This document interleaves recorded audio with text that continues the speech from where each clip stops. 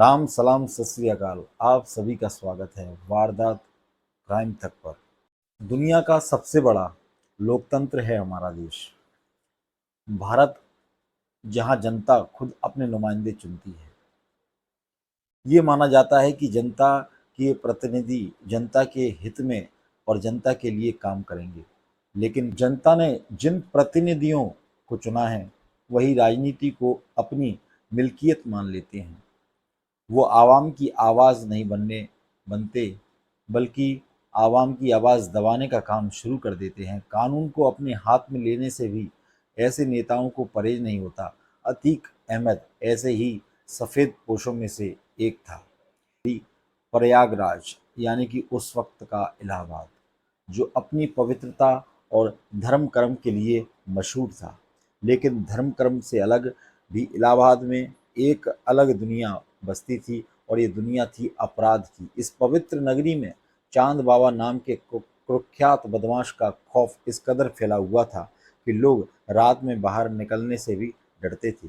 Police के लिए चांद बाबा डर का दूसरा नाम था, और इसीलिए गिरवान में हाथ डालने की हिम्मत किसी भी पुलिस वाले को नहीं थी। इलाहाबाद में चांद बाबा का डर फैला हुआ था, लेकिन कोई ऐसा भी था जो देख रहा था चांद बाबा को हराने के सपने। तांगे पर बैठकर इलाहाबाद की सड़कों पर निकलता छोटी सी उम्र का एक लड़का मन ही मन ठान चुका था कि चांद बाबा को हराकर इलाहाबाद का डॉन बनना है।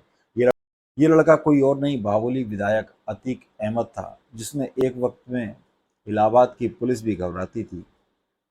अतीक अहमद की कहानी शुरू होती है इलाहाबाद की इन्हीं गलियों से। तांगा चलाते थे अतीक के पिता। जी हाँ दोस्तों, अतीक अहमद के पिता कभी तांगा भी चलाया करते थे।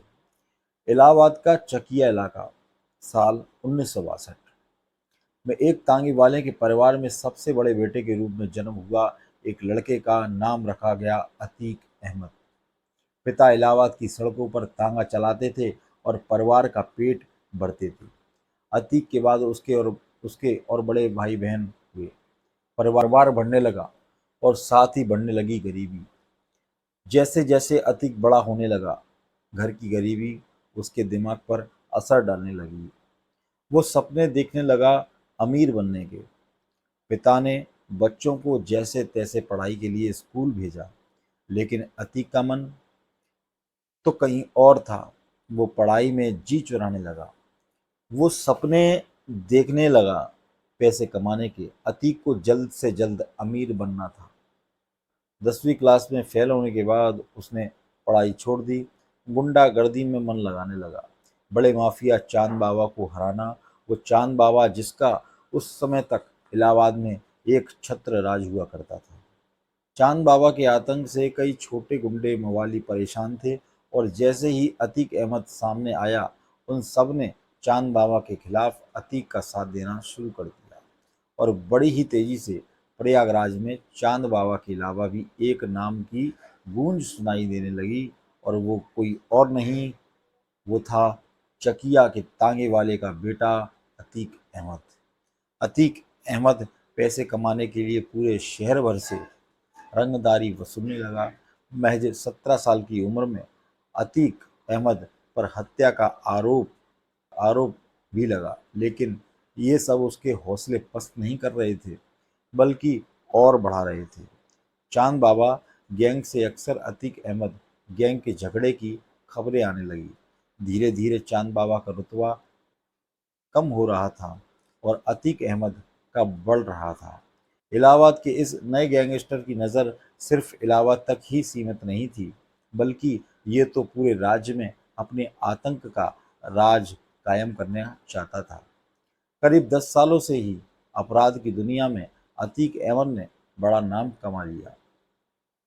गरीब तांगे वाले के बेटे के पास अब पैसे की कोई कमी नहीं थी।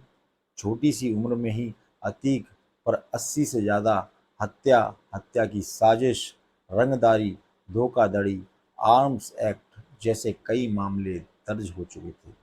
उस समय के सभी गैंगस्टर्स के बीच अतीक की तूती बोलती थी, लेकिन चीज़ जो अभी भी अतीक की पहुंच से दूर थी, और वो थी सत्ता की पावर।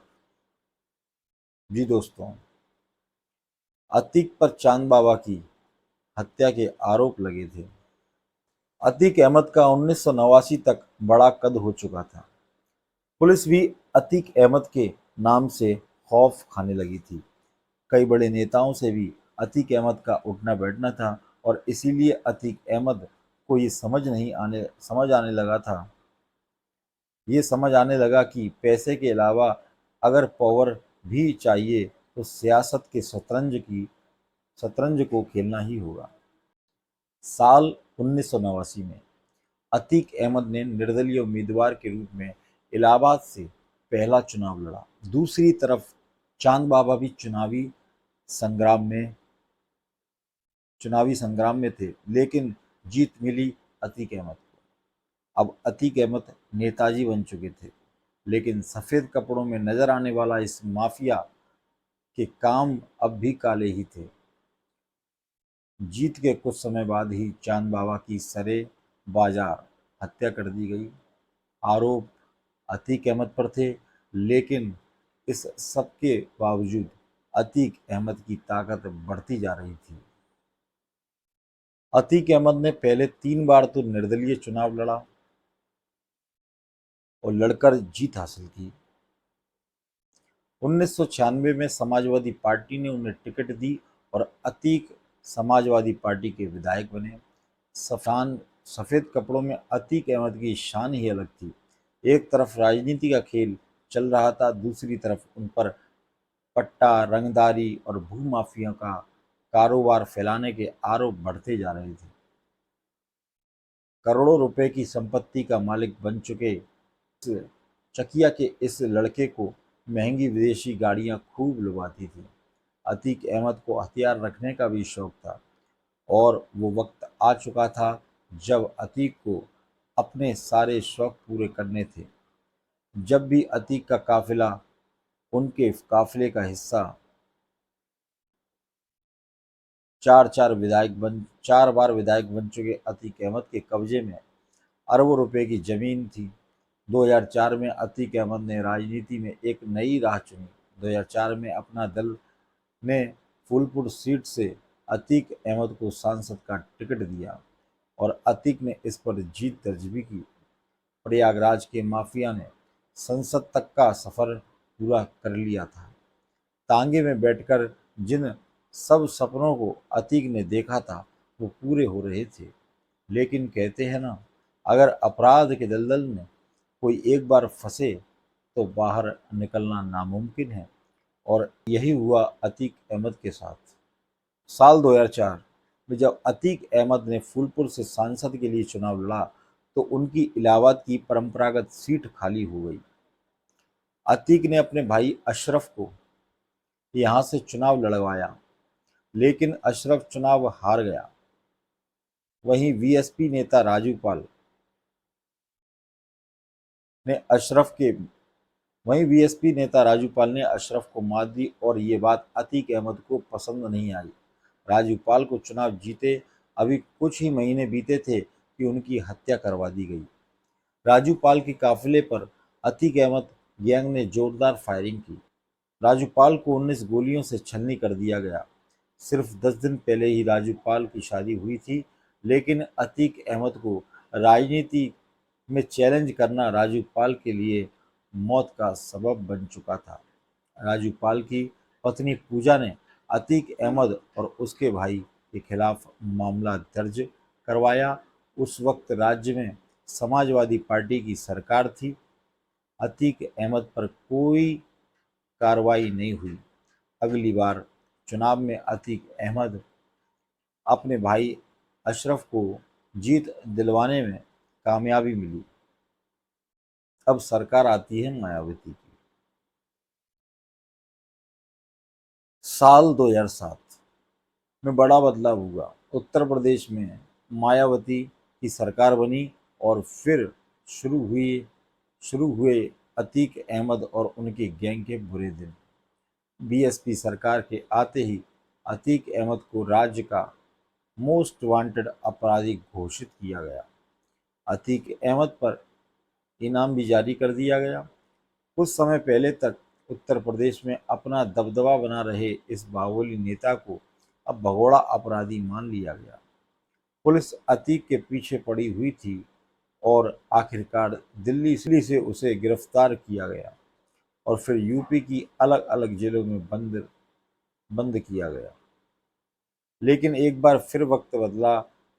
साल 2014 में जब अखिलेश की सरकार आई तो अतीक अहमद को जमानत मिल गई। 2014 में अतीक अहमद ने श्रीबस्ती से चुनाव लड़ा लेकिन जीत नहीं हुई। उत्तर प्रदेश में योगी आदित्यनाथ के मुख्यमंत्री बनने के बाद तो जैसे सब कुछ बदलने लगा। इसी दौरान एक व्यापारी की किडनैपिंग और जेल में उसकी पिटाई का वीडियो वायरल हुआ और इस मामले में अतीक अहमद का नाम सामने आया और फिर गिरफ्तारी हुई। सुप्रीम कोर्ट के आदेश पर उत्तर प्रदेश से बाहर उन्हें गुजरात की साबरमती जेल में भेजा गया और तब से इलाहाबाद के इस बाहुबली नेता को गुजरात की साबरमती साबरमती जेल में ही बंद किया गया। अतीक अहमद के परिवार के दो तीन लोग और भी जेल में बंद थे। अतीक अहमद का भाई अशरफ बरेली में, छोटा बेटा नैनी जेल में बंद था जो कि फरार चल रहा था, उसको भी पुलिस ने एनकाउंटर कर दिया। अतीक के परिवार के अलावा उनके सारे और बड़ा बेटा भी जेल में बंद है। अतीक अहमद ने माफिया के काले धंधे जो करोड़ों रुपए की जमीन हथियाई थी उसे भी लगातार कुर्क किया जा रहा है। अतीक अहमद ने माफिया के काले धंधे से जो करोड़ों रुपए की जमीन हथियाई थी उसे भी लगातार कुर्क किया गया और इलाहाबाद के अलावा राज्य के कई इलाकों में भी अतीक अहमद की संपत्ति थी। उनके रिश्तेदारों के नाम पर भी कई प्रॉपर्टी को सरकार ने अपने कब्जे में ले लिया। कई अवैध इमारतों को गिराया गया। जो जमीन कब्जे में ली गई है उस पर आवासीय योजना के तहत मकान बनाए जा रहे हैं। पिछले कई सालों में इस तरह की कार्रवाई की गई और अतीक अहमद की 1400 करोड़ से ज्यादा की संपत्ति को जब्त किया गया। दोस्तों, अतीक अहमद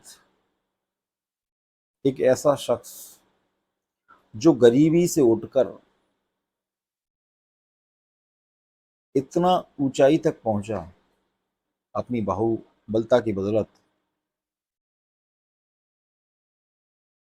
पर कहते हैं ना कि हर चीज का अंत होता है और गलत गलत होता है। 15 अप्रैल रात 10:30 बजे के करीब अतीक और अशरफ दोनों को मेडिकल चेकअप के लिए हॉस्पिटल लेके पहुंची। वहाँ मेडिकल चेकअप हुआ। लौटते वक्त कुछ लोग, जिसमें कि 3 लोग पत्रकार बनकर आए और अतीक अहमद और अशरफ को लाइव कैमरे पर शूट करके चले गए। अतीक अहमद की जुर्म की शुरुआत गोली से ही हुई थी। यहाँ पर उसने 17 साल की उम्र में पहली दफा एक शख्स को मारा था और उसका अंत भी गोली से हुआ। मिलते हैं फिर किसी कहानी में, तब तक के लिए धन्यवाद।